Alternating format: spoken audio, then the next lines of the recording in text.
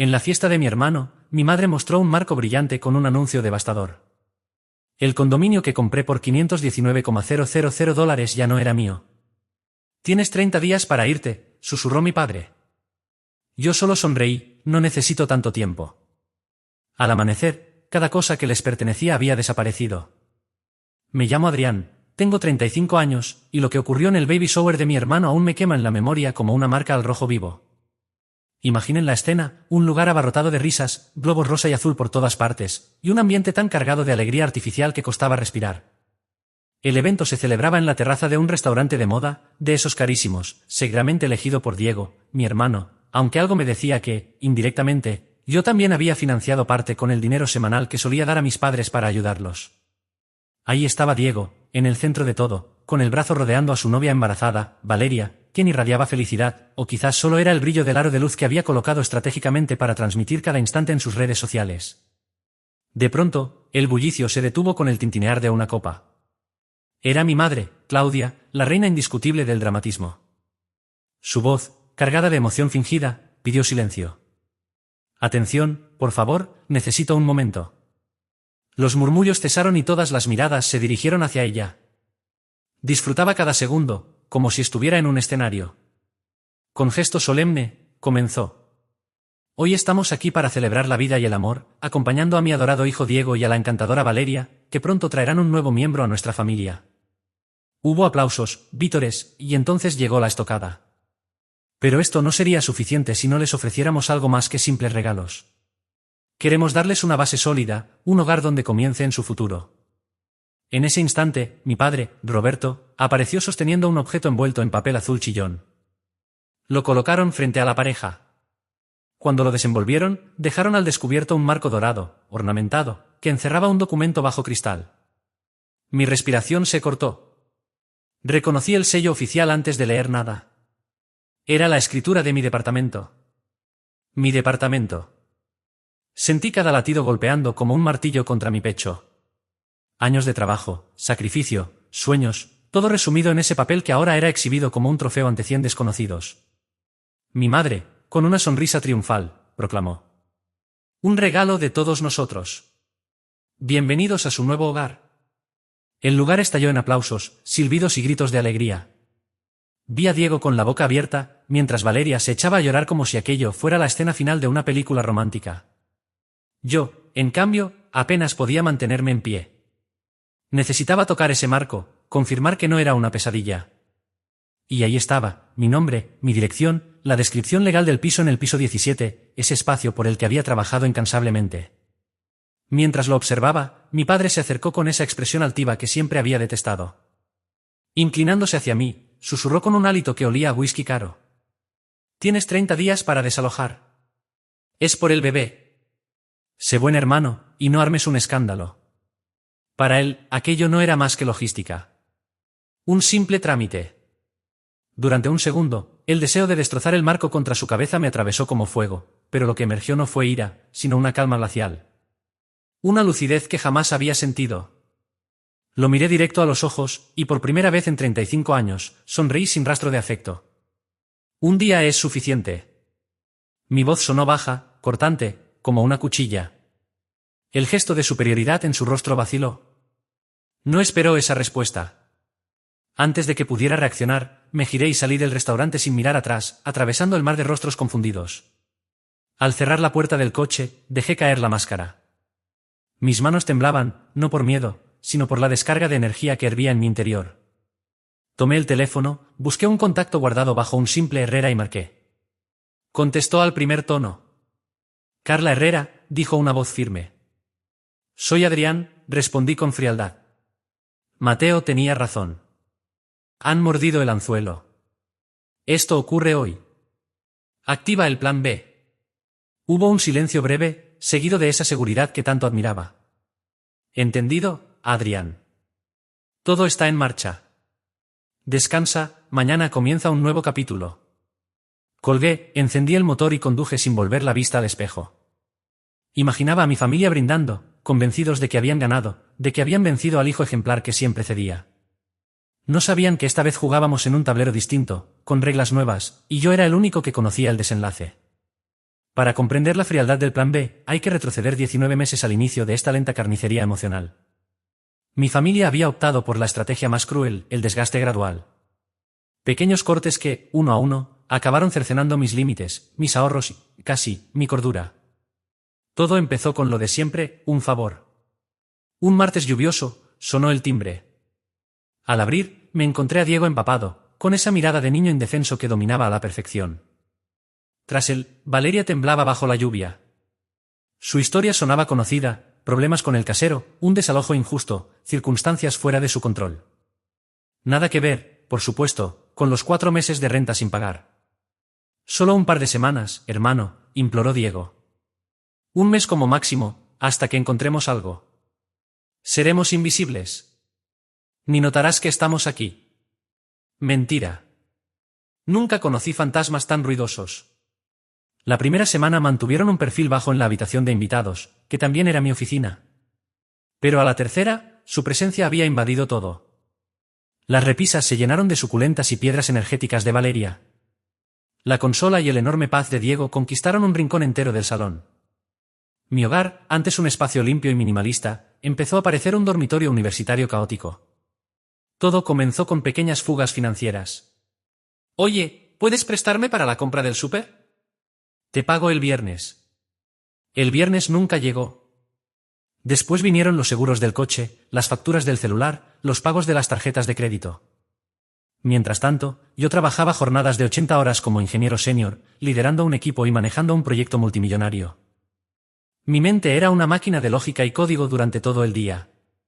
Cuando volví a casa, estaba demasiado agotado para discutir.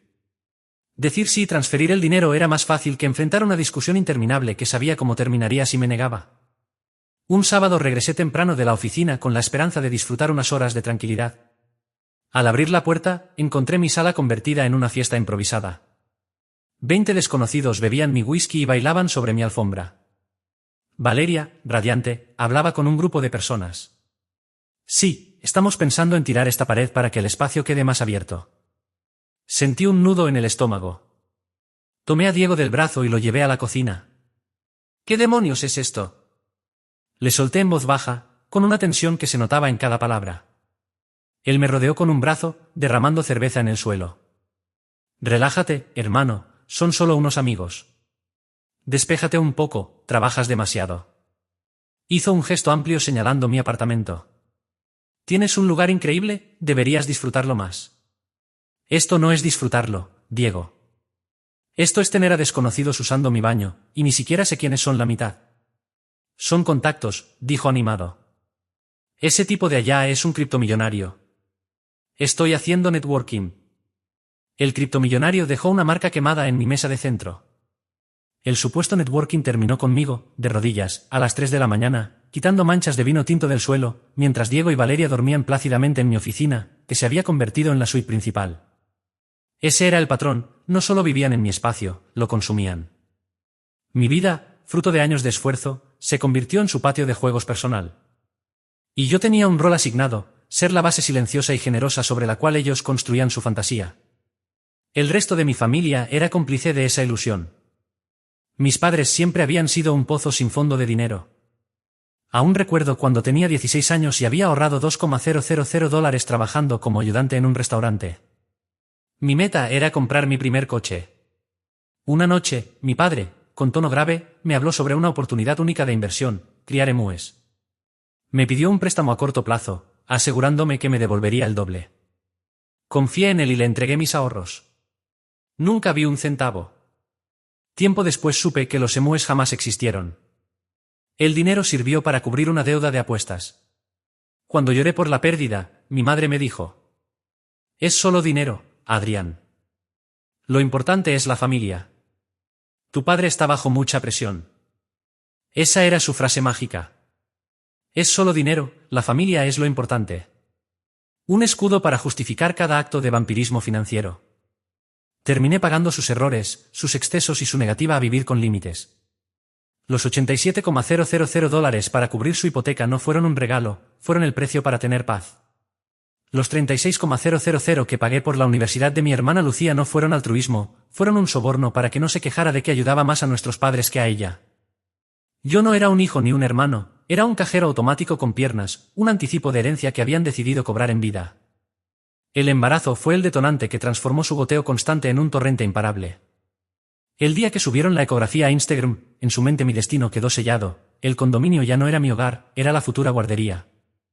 Mi segunda habitación dejó de ser mi oficina, se convirtió en la habitación del bebé. Y mi estabilidad financiera dejó de ser mía, ahora era el fondo universitario del niño. La campaña de presión fue calculada. Empezó con la llamada de Lucía, más dura de lo que pensé. Adrián, tienes que ver el panorama completo, me dijo cuando rechacé cederles el condominio. El panorama completo es que trabajé 10 años para comprar mi casa, y ahora esperan que entregue las llaves. Deja de ser tan materialista, suspiró, condescendiente. Esto no se trata de cosas, se trata de la familia. Diego va a ser papá, tiene que sentirse proveedor, y no puede hacerlo si vive en el cuarto de su hermano. Su hipocresía era insultante. Para que Diego se sintiera hombre, yo debía regalarles una propiedad de $500,000. Claro que tiene sentido, replicó, su tono volviéndose afilado. Tú eres el exitoso, el estable. Es tu deber levantar al resto. Papá siempre dice que una familia es tan fuerte como su eslabón más débil. Quizá el eslabón débil debería empezar a cargar su propio peso, respondí, perdiendo la paciencia. «Guau», susurró, como si la hubiera golpeado. «No puedo creer lo frío que te volviste». «¿Esto es lo que hace el dinero? ¿Te hace olvidar de dónde vienes?» «Mamá y papá están tan decepcionados de ti». Ese fue el golpe final. ¿Decepcionados? No lo estaban cuando les transfería dinero, cuando firmaba sus préstamos. Solo lo estuvieron cuando el cajero dejó de dar efectivo. Colgué el teléfono con una frialdad que me recorrió todo el cuerpo. La rabia era tan clara que parecía eléctrica. Supe que esa sería la última vez que permitiría que me arrastraran a su retorcida lógica. La última vez que defendería mi derecho a tener mi propia vida. A partir de ese momento, me la devolvería por completo. Fue entonces cuando llegó el mensaje de Mateo: están planeando algo. Algo relacionado con un abogado. No me sorprendió. En realidad, solo confirmaba lo que ya sospechaba. No pensaban respetar mi negativa. Para ellos, yo no era una persona.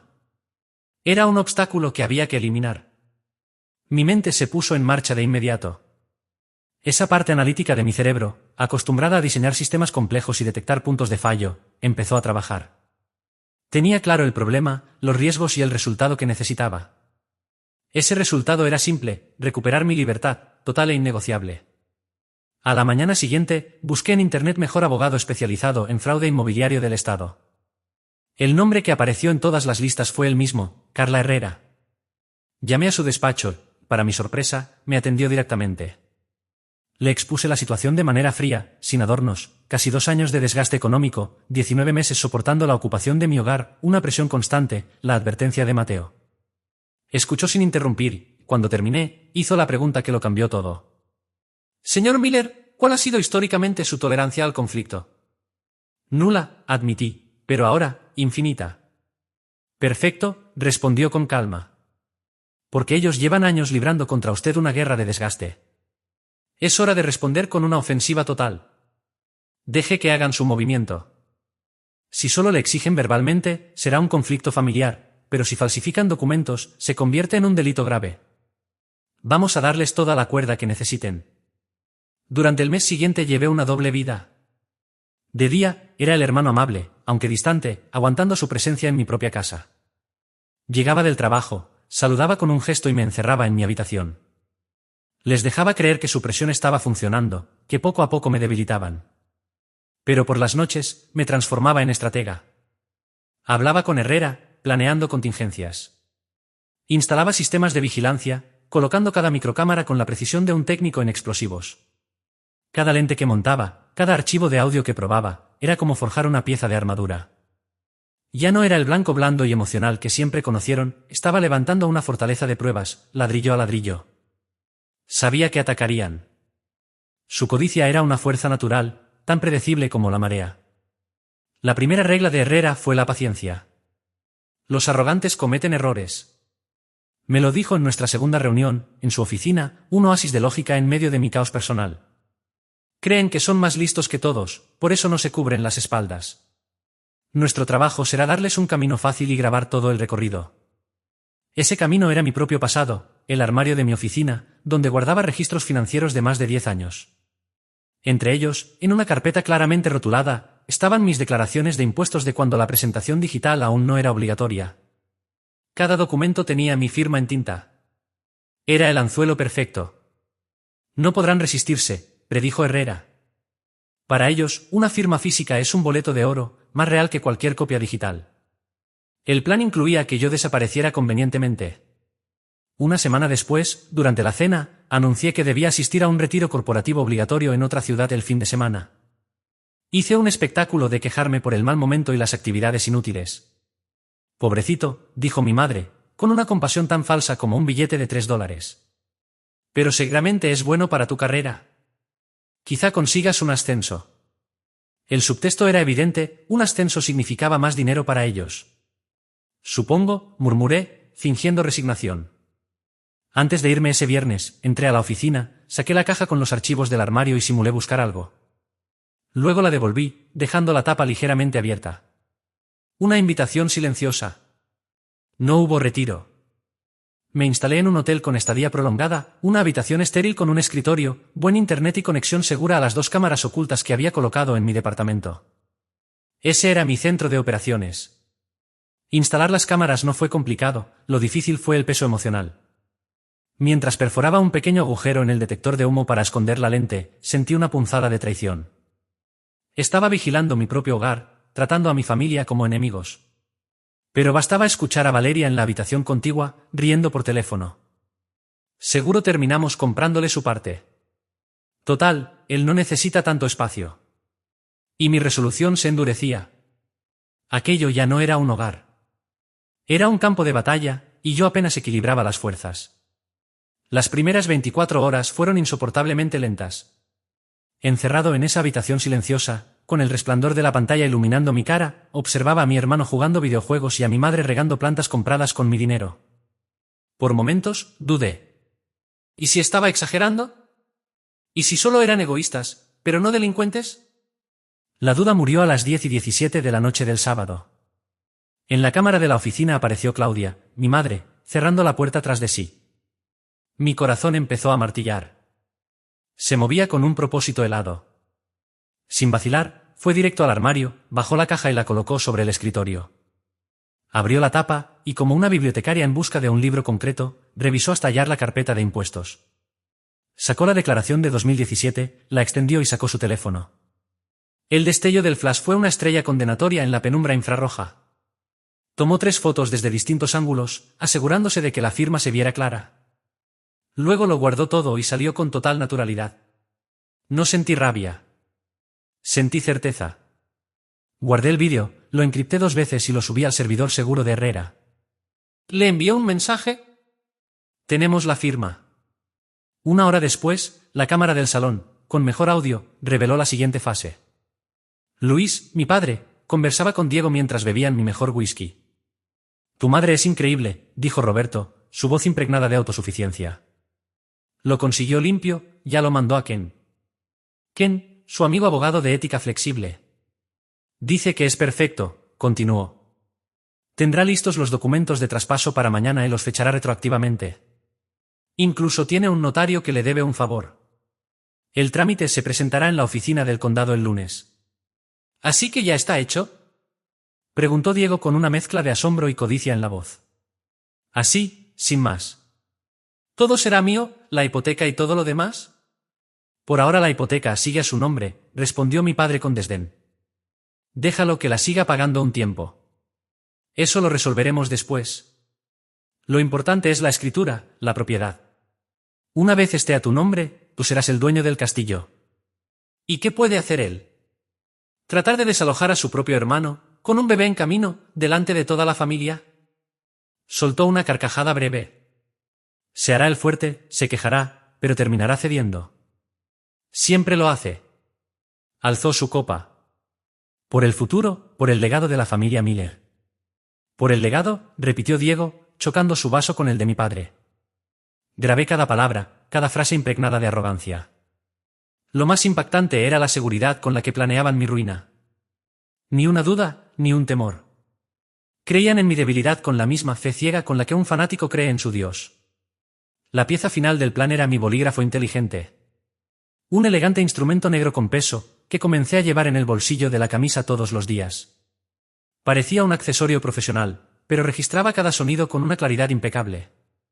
Sabía que la confrontación pública, el gran anuncio, sería mi oportunidad perfecta para obtener sus verdaderas intenciones de sus propios labios. La invitación al baby shower llegó la semana siguiente. No se sentía como una invitación, sino como una citación. Mi asistencia era obligatoria para el acto final de su obra. Llamé a Carla Herrera con voz firme. ¿Van a dar el golpe durante el baby shower? Por supuesto que sí, respondió ella, con un tono de cansancio resignado. La humillación pública es una herramienta clave para los manipuladores. Aísla a la víctima y la hace parecer irracional si intenta defenderse. ¿Estás listo para esto, Adrián? Lo estoy. ¿Recuerda el plan? Su voz cambió, dejando atrás la calma de terapeuta para adoptar la autoridad de una general. Ve y finge ser el hijo perfecto. Déjalos brillar. Mantén la grabadora activa. Consigue la amenaza, la frase clave. Luego dices tu línea. Te retiras y desapareces. Mi equipo está preparado. Tenemos un especialista en litigios corporativos y de propiedad, un investigador privado contratado y un asistente legal que trabajó en la fiscalía. No somos un bufete, Adrián. Somos un pequeño ejército, y vamos a contraatacar. Colgué y miré mi reflejo en la pantalla negra del móvil. No reconocía al hombre que me observaba. La mirada cansada y complaciente había desaparecido, sustituida por algo más duro, más enfocado. Ellos creían estar llevando un cordero al matadero, sin saber que acababan de invitar a un lobo a cenar. El ambiente en la terraza del restaurante era sofocante. Una mezcla empalagosa de velas con aroma a vainilla, flores carísimas y una hipocresía triunfante. Avanzar por ese lugar era como cruzar un pantano. Cada sonrisa parecía depredadora. Cada palmada amistosa en la espalda se sentía como una medición para clavarme un cuchillo. Lucía fue la primera en interceptarme. Su rostro mostraba una alegría cuidadosamente ensayada. Adrián, viniste. Me preocupaba que estuvieras, ya sabes, molesto. ¿Molesto por qué? Pregunté con voz neutra. Oh, ya sabes, agitó la mano con indiferencia. Cosas de familia. Me quitó de las manos la pequeña bolsa con el regalo. No tenías que traer nada. Tu apoyo es suficiente. La ironía era tan gruesa que casi resultaba cómica. La dejé guiarme hacia el centro de la fiesta. Era un mar de rostros casi desconocidos, el grupo de amigas influencers de Valeria, que me miraron con desprecio por llevar una simple camisa y pantalón. Y los viejos amigos de la familia que me habían visto crecer y ahora presenciaban cómo me ofrecían en sacrificio. Todos compartían la misma expresión de fingida ignorancia. Vi a Diego al otro extremo del patio. Me dedicó un gran saludo teatral. Llevaba un reloj nuevo, el mismo que yo había estado viendo en un sitio web hacía unas semanas. Seguro lo había comprado con el último préstamo de emergencia que le di para reparar su coche. Caminó hacia mí con aire de conquistador. Hermano, gracias por venir. Significa mucho para mí, dijo abrazándome con un brazo, una presión que se sentía como la de una serpiente enrollándose. Felicidades, respondí, en tono monótono. Desvié la vista hacia Valeria, que sonreía mientras aceptaba otro regalo. Radiante, representando a la perfección el papel de futura madre ejemplar. Me miró por un instante y me ofreció una sonrisa tensa que no llegó a sus ojos. Sus pensamientos estaban ocupados calculando los metros cuadrados de su nueva vida. Me retiré a la periferia, convertido en un fantasma en mi propia desheredación. Pedí un agua con gas y me situé junto a una maceta, observando. El bolígrafo inteligente en mi bolsillo se sentía frío y firme contra el pecho, mi arma secreta, grabando todo. La música alegre, el tintinear de copas, los murmullos venenosos. No puedo creer que tenga la cara de venir, susurró una voz a mis espaldas. Era mi tía Patricia, la hermana de mi madre, una mujer cuya existencia era una cruzada contra la felicidad ajena. Claudia me dijo que ha estado insoportable con todo esto, respondió su acompañante con tono solemne. Pero es por el bebé. Tiene que pensar en el bebé. El bebé, ese niño aún no nacido, se había convertido en un escudo humano. Una justificación para un robo a gran escala. Mi primo Mateo me encontró escondido entre las plantas. Tenía el rostro sombrío. Era un buen muchacho atrapado en una familia de tiburones. ¿De verdad vas a permitir esto? Me preguntó en un susurro. No me dejaron opción, Mateo. Mi papá, tu tío Luis, ha estado hablando, continuó él, evitando mirarme a los ojos. Le dijo a mi mamá que tu padre le prometió perdonarle los 42.000 que te debes si apoya la decisión de la familia. Están comprando la lealtad de todos, con tu dinero, Adrián. Asentí en silencio. Otro ladrillo en el muro de pruebas. Gracias por decírmelo, Mateo. Aléjate de esto. Se pondrá feo. Él me miró con pesar antes de perderse entre la multitud. El evento principal comenzó tal como lo imaginé, con el brindis de mi madre. Mientras ella hablaba, describiendo con voz emotiva la imagen de una familia unida, amorosa y dispuesta a hacer un gran sacrificio, mi mente se desconectó de la escena y comenzó a viajar por recuerdos que llegaban como una ráfaga de imágenes. Me vi a mí mismo con 22 años, cancelando un viaje con amigos para darle dinero a mis padres porque el techo de la casa tenía goteras. Después me recordé a los 28, firmando como aval para que Diego pudiera comprarse su primer auto deportivo, el mismo que estrelló 6 meses después, dejándome con la deuda completa. Y luego, a los 32, pasando la noche entera en la sala de espera de un hospital junto a mi madre tras una crisis de salud de mi padre, solo para que, al día siguiente, él se quejara de que las flores que llevé no eran lo suficientemente bonitas. Cada recuerdo estaba impregnado de una transacción. Cada acto de amor mío había sido respondido con una expectativa aún mayor. No solo me habían quitado dinero. Me habían robado mis 20, mis 30, mi paz. Cuando finalmente pronunciaron mi nombre y mi madre me hizo señas para que pasara al frente, sentí que toda mi vida había conducido hasta ese momento humillante. Caminé hacia allí, con el silencio de los presentes oprimiéndome. Tomé el marco, observé la escritura falsificada y después miré a mi padre, quien aprovechó ese instante exacto para acercarse y soltar su frase final, cargada de veneno. Tienes 30 días para desalojar, susurró, con una voz grave y amenazante. Es por el bebé. Sé un buen hermano. No hagas un escándalo. El micrófono oculto en mi bolígrafo captó todo, el murmullo, la arrogancia, la amenaza silenciosa. Aquellas palabras eran la pieza clave. Todo el caso, toda mi libertad futura dependía de esa frase. Y la tenía. Lo tenía todo. Mi respuesta, serena y contundente. Un día es suficiente. No fue solo una réplica. Era una promesa. Era el sonido de una puerta de jaula que se abría. Mientras me alejaba, una sensación extraña me envolvió. La carga de años de expectativas, la opresión de sus necesidades constantes, comenzaba a desvanecerse. Ellos pensaban que estaban viendo a un hombre derrotado. No sabían que presenciaban un renacimiento. Cuando cerré la puerta del auto, la calma que había mantenido toda la noche se quebró. No en ira, sino en una energía enfocada y pura. Envié el mensaje con la señal verde a Carla Herrera, y recibí de inmediato su confirmación. La máquina estaba en marcha. Mis instrucciones eran claras: ir al hotel, apagar el teléfono y esperar. Fue lo más difícil que he hecho. El impulso de saber, de presenciar el caos, era casi insoportable. Pero confiaba en Carla. Confiaba en su plan. Así que obedecí. Me registré en un hotel anónimo, activé el modo aviónica y rendido en un sueño profundo, dejando la batalla en manos de mi ejército contratado. Esto fue lo que sucedió mientras dormía, reconstruido después gracias al informe detallado que me entregó la firma de Carla Herrera. 5 de la madrugada. 2 furgonetas discretas se detuvieron en la entrada de servicio de mi edificio. De ellas bajaron 6 hombres con uniformes negros, liderados por una mujer elegante y segura, vestida con traje sastre.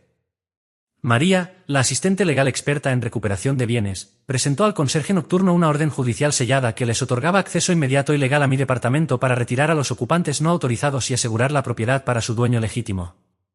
El conserje, que había soportado durante meses el desprecio con el que Diego y Valeria trataban al personal del edificio, no puso objeciones. El equipo se movió con la precisión de una unidad táctica. No solo empacaron cosas, ejecutaron una extracción quirúrgica. Un grupo de 4 se concentró únicamente en las pertenencias de Diego y Valeria. Ropa, sacada de armarios y cajones, iba directo a bolsas plásticas industriales. Los muebles fueron desmontados con herramientas eléctricas. Las preciadas plantas y cristales de Valeria terminaron apilados en cajas comunes. Incluso aquella enorme estantería fea fue desarmada en menos de 5 minutos. Nada se rompió, pero nada se trató con cuidado. Todo era propiedad de invasores. Mientras tanto, un segundo equipo, bajo la supervisión directa de María, se encargó de mis cosas. Ellos trabajaron siguiendo el inventario detallado que había entregado. Mis libros fueron envueltos y guardados en cajas, mi ropa en cajas especiales para armarios, mis documentos y equipo informático en contenedores con candados. Era lo opuesto al otro equipo: orden, respeto, meticulosidad. 6 de la mañana llegó el cerrajero, un hombre corpulento que silbaba mientras trabajaba. En menos de 15 minutos retiró la cerradura de alta seguridad y colocó un sistema nuevo, imposible de forzar. Las llaves viejas se convirtieron en chatarra. De 7 de la mañana a 11 de la mañana, el proceso continuó. Carga tras carga. Hasta retiraron el laminado barato que ellos habían puesto sobre mis pisos de roble. Todo fue enrollado, embalado y asegurado. Mientras tanto, un fotógrafo forense registraba cada detalle. El antes, con el caos; el durante, mostrando la extracción; y el después, un departamento impecable, libre de toda huella. Tomó planos de las marcas en las paredes, el pegote en las ventanas por los adornos de Valeria. Una prueba completa del daño que causaron. Al mediodía, todo había terminado. El departamento quedó vacío, limpio y asegurado. María dejó un juego nuevo de llaves en una caja fuerte y envió el código a Carla. Mis cosas partieron hacia un depósito climatizado que había rentado. Las pertenencias de ellos hacia su destino final. Me desperté a las 3 de la tarde. Encendí el teléfono. Estalló. Lluvia de notificaciones. 37 llamadas perdidas. Más de 50 mensajes. Los repasé, mi pulso tranquilo. De Diego: ¿qué carajo? ¿Dónde están nuestras cosas? De mamá: Adrián. Contesta ya. Esto no es gracioso.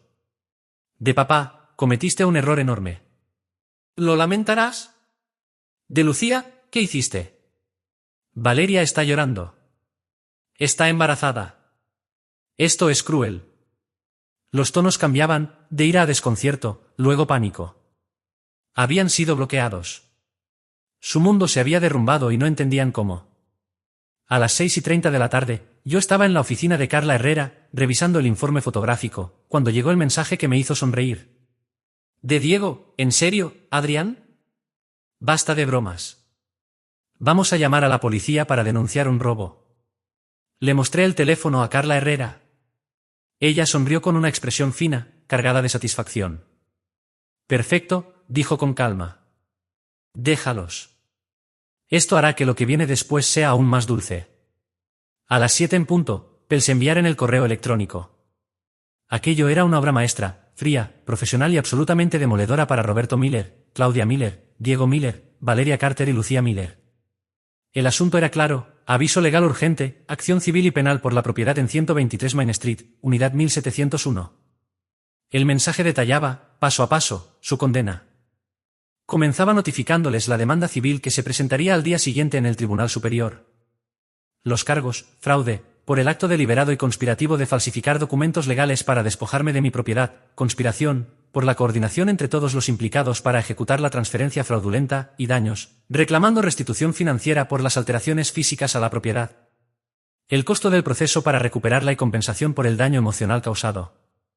Luego, informaba sobre la orden de restricción temporal otorgada esa misma tarde por un juez, que les prohibía cualquier tipo de contacto conmigo. Se advertía que, en caso de violarla, serían arrestados de inmediato. Pero lo más impactante venía después, lo que Carla denominó la bomba digital de descubrimiento, un enlace con la etiqueta archivo de evidencia. No podrán resistir a hacer clic, murmuró, como si relatara un documental. La curiosidad será más fuerte. Yo sabía bien qué contenía. Había ayudado a organizarlo. Imágenes nítidas de mi madre en mi oficina, fotografiando mi declaración de impuestos. La conversación incriminatoria entre mi padre y Diego, planeando todo. La grabación desde mi bolígrafo inteligente, captando la amenaza susurrada de mi padre durante la fiesta. El escaneo de alta resolución del documento falso que habían exhibido con orgullo. Una hoja de cálculo con $214,800 detallados por fecha, persona y concepto, evidenciando años de apoyo financiero. El correo terminaba con el párrafo letal. Se les notifica que este archivo completo se ha entregado a la Fiscalía de su condado.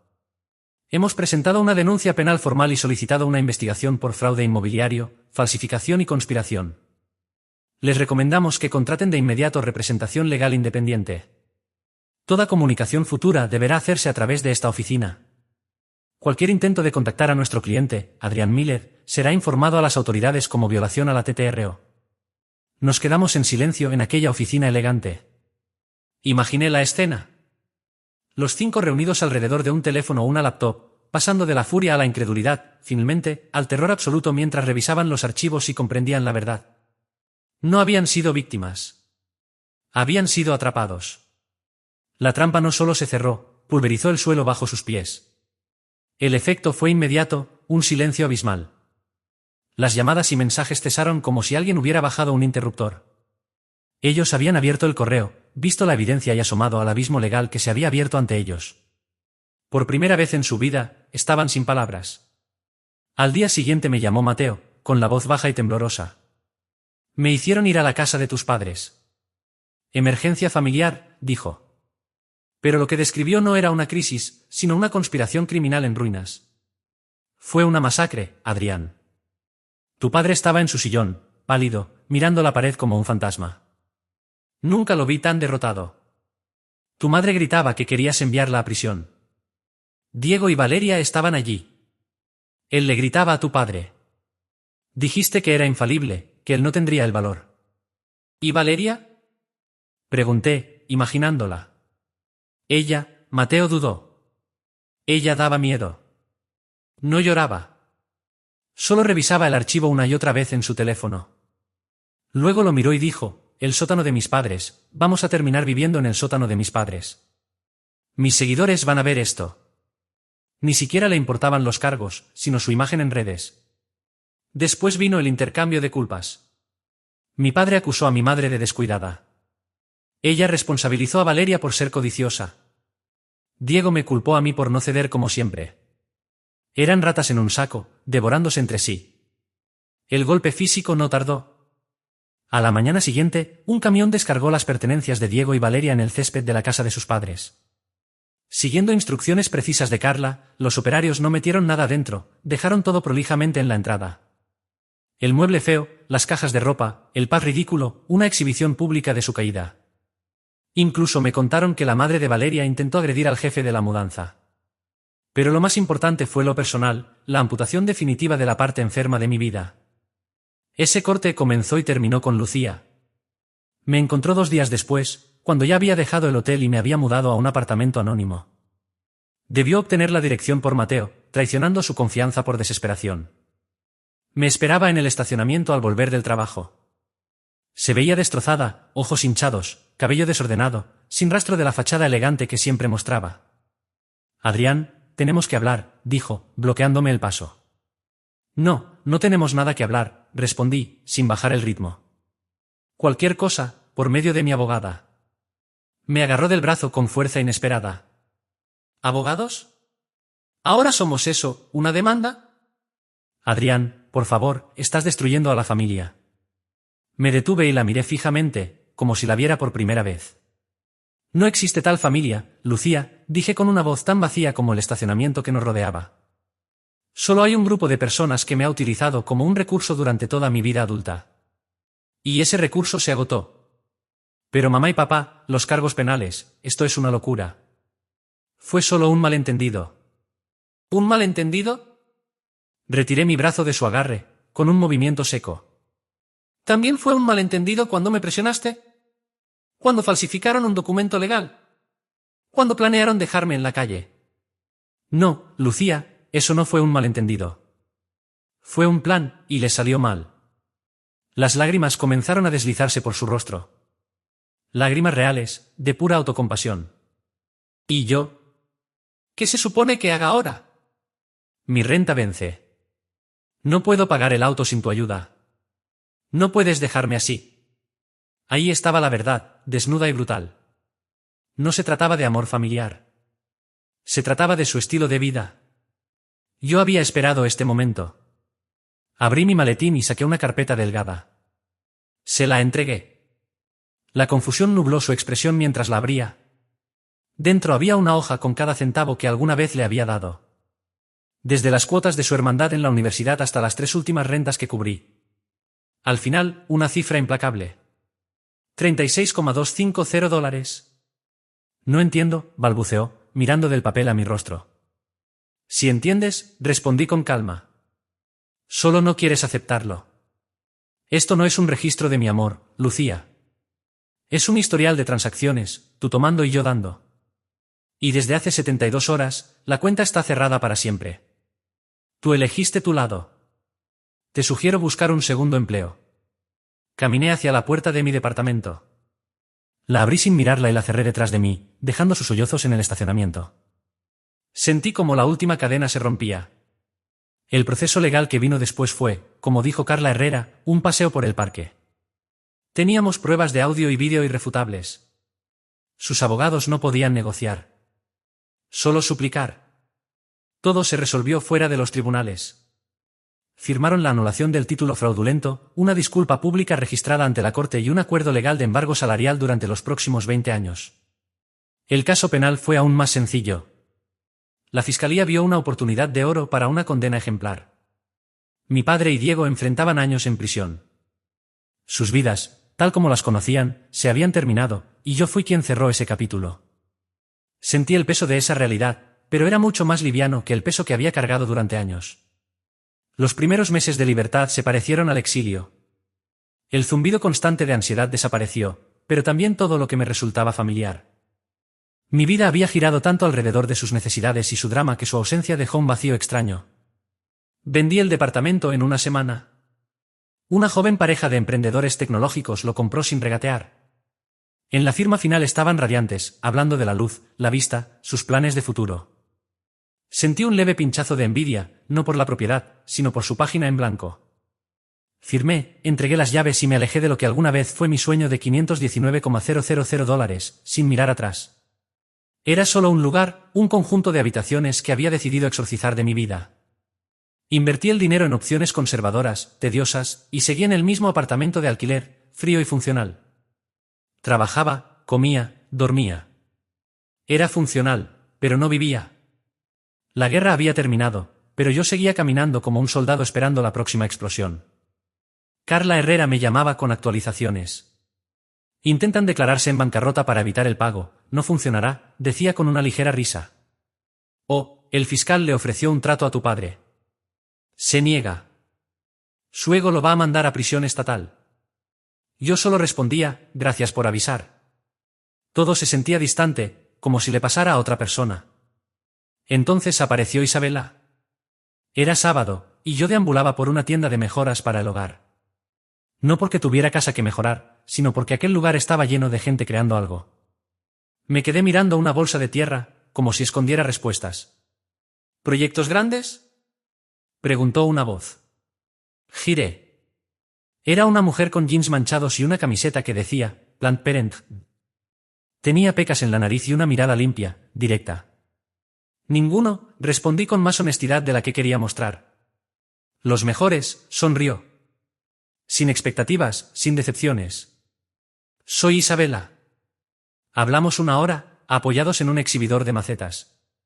Era arquitecta paisajista y hablaba de raíces y pH del suelo con una pasión que yo solía reservar para escribir código limpio. No me preguntó a qué me dedicaba, dónde vivía o si estaba casado. Me preguntó cuál era mi árbol favorito. Fue la conversación más desarmante que había tenido en años. Le pedí su número. Nuestras primeras citas fueron cautelosas, llevaba demasiado equipaje y temía que cayera sobre ella. Mantenía las charlas ligeras, películas, clima, trabajo. Pero Isabela veía más allá de la muralla que había levantado. Una noche, caminábamos junto al río después de cenar. Las luces de la ciudad se reflejaban en el agua oscura. ¿Sabes?, dijo, hablas de tu empleo y tus pasatiempos, pero nunca mencionas a tu familia. Es como si en tu mapa hubiera un continente en blanco. Me detuve. Podía darle una evasiva y ver cómo lo que teníamos se marchitaba, o decir la verdad. No está en blanco, dije con la garganta cerrada. Es un cráter. Le conté todo, bajo la luz anaranjada de las farolas. Cada detalle, el dinero, las mentiras, el hermano en mi casa, la escritura falsificada, las cámaras, la abogada, la caída. Esperé que retrocediera, que me viera como un hombre roto. Cuando terminé, guardó silencio mirando el río. «Guau», dijo al fin. «Es mucho». Se volvió hacia mí. No había miedo ni lástima en sus ojos, sino comprensión profunda. Debió ser muy solitario. Eso fue todo. La primera frase que alguien me decía sin juicio ni clichés. Y, por primera vez, sentí que alguien me veía de verdad. Había pasado tanto tiempo sintiéndome atrapado que, en ese instante, algo en mí comenzó a soltarse. Por primera vez en años, respiré con cierta ligereza. Sí, susurré. En medio de mi nueva y desconcertante libertad, Isabela se convirtió en mi ancla. No intentó arreglarme, no trató de llenar los vacíos ni de curar las heridas. Simplemente se quedó conmigo, sentada entre las ruinas, acompañándome en silencio. Fue ella quien estuvo a mi lado cuando recibí la llamada de Carla Herrera confirmando que el acuerdo de culpabilidad había sido aprobado. Mi padre y Diego, acorralados por las pruebas irrefutables y ante la amenaza de una larga condena en prisión, finalmente cedieron. Se declararon culpables de delitos menores. El veredicto fue claro. 5 años de libertad condicional, 2000 horas de servicio comunitario y un registro criminal permanente que los perseguiría por el resto de sus vidas. Mi madre, gracias a un informe médico sobre su frágil estado nervioso, recibió 1 año de arresto domiciliario. Vendieron su casa para cubrir los gastos legales y las primeras cuotas del acuerdo civil. Su caída fue pública, económica y moral. La justicia se había hecho. Colgué el teléfono después de escuchar la noticia y no sentí nada. Ni alegría, ni alivio, ni satisfacción. Solo un vacío tranquilo, como el final inevitable de algo que nunca debió empezar. ¿Cómo te sientes?, preguntó Isabela, entrelazando sus dedos con los míos. Vacío, respondí. Creí que me sentiría como si hubiera ganado, pero solo estoy cansado. No ganaste un premio, Adrián, dijo suavemente. Sobreviviste a una guerra. Nadie celebra al final de una guerra, solo empiezan a reconstruir. Reconstruir fue un proceso lento. Comenzó cuando por fin vendí la propiedad que había mantenido como alquiler y, junto con Isabela, compramos una pequeña casa. Tenía un jardín grande, descuidado, que la emocionaba como una niña, y un cuarto adicional que decidí convertir en mi oficina, esta vez, con una cerradura fuerte. 3 meses después de mudarnos, recibí la última llamada del pasado. El identificador mostraba el nombre de Roberto Miller. Estuve a punto de rechazarla, pero algo en mí decidió responder. ¿Qué quieres?, pregunté, sin rodeos. Solo quería saber, su voz era apenas una sombra de lo que había sido. ¿Valió la pena, Adrián? ¿Valió la pena destruir a toda tu familia? Me quedé pensando unos segundos. Observé la luz del sol entrando por la ventana, el hogar que había construido, y escuché a Isabela tararear en el jardín. Pensé en la paz con la que ahora despertaba cada mañana, en la ausencia total de miedo. No tenías una familia que destruir, papá, dije, con voz firme. Tenías un acuerdo comercial y yo era solo un recurso mal administrado. Sí, valió la pena. Colgué y bloqueé su número.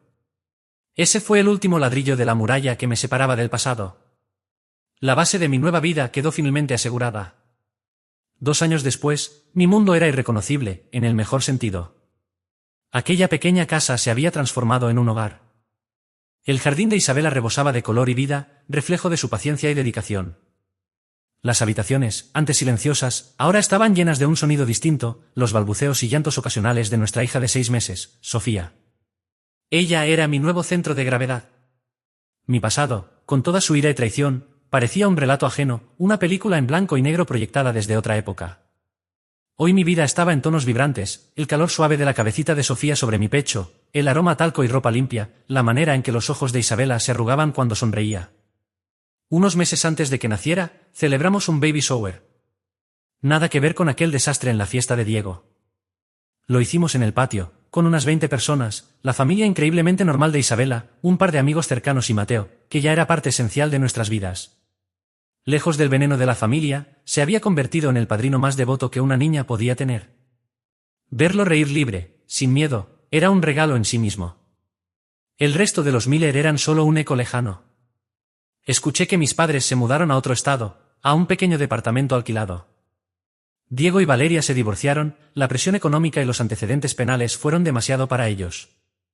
Lo último que supe es que él trabajaba en un empleo mal pagado y que ella había vuelto a casa de sus padres. Sus sueños de influencer eran ya un recuerdo amargo. Todos ellos quedaron convertidos en notas al pie de un capítulo cerrado para siempre, o al menos eso creí. Un mes después del nacimiento de Sofía, apareció en el buzón un sobre sin remitente, con una letra fina e inconfundible. Era de mi madre. Mi primer impulso fue destruirlo, quemarlo sin leerlo. Había construido esta vida pacífica y no pensaba permitir que la envenenara, ni siquiera con unas palabras en papel. Me quedé inmóvil en la cocina, mirándolo como si fuera una granada activada, hasta que Isabela se acercó por detrás y rodeó mi cintura con sus brazos. «Solo es papel, Adrián», susurró. «Ya no puede hacerte daño». Su serenidad me dio fuerza. Con un suspiro profundo, abrí el sobre. No era lo que imaginaba, sin excusas, sin súplicas de perdón, sin veneno disfrazado. Solo una hoja barata y una frase. «Espero que ella nunca tenga que conocer el dolor que soportó su padre». La leí una vez, luego otra. Era lo más cercano a una disculpa, a un reconocimiento, que una persona narcisista como ella podía dar. No era redención, tampoco cierre, pero sí un destello humano en medio del vacío. Un mínimo atisbo de conciencia. No respondí. No lo necesitaba. Doblé la carta, la guardé entre las páginas de un libro viejo y la dejé como un vestigio del pasado enterrado. Esa noche, mientras mecía a Sofía en la cuna para que volviera a dormirse, la casa estaba en silencio. La luz de la luna dibujaba sombras largas en el suelo. Pensé en el significado de ese silencio. Durante mucho tiempo fue mi prisión, mi forma de ceder a los abusos. Después, se volvió mi arma, el filo frío de mi libertad. Ahora, era algo distinto, el ritmo suave de la respiración de mi hija, el sonido de los pasos de Isabela en el pasillo, la certeza de que estábamos a salvo. Mi silencio ya no era ausencia, sino presencia. Era la voz de la paz. Era el sonido de un hogar elegido, no impuesto. Era la prueba de que, al fin, estaba completamente en casa. Gracias por escuchar mi historia.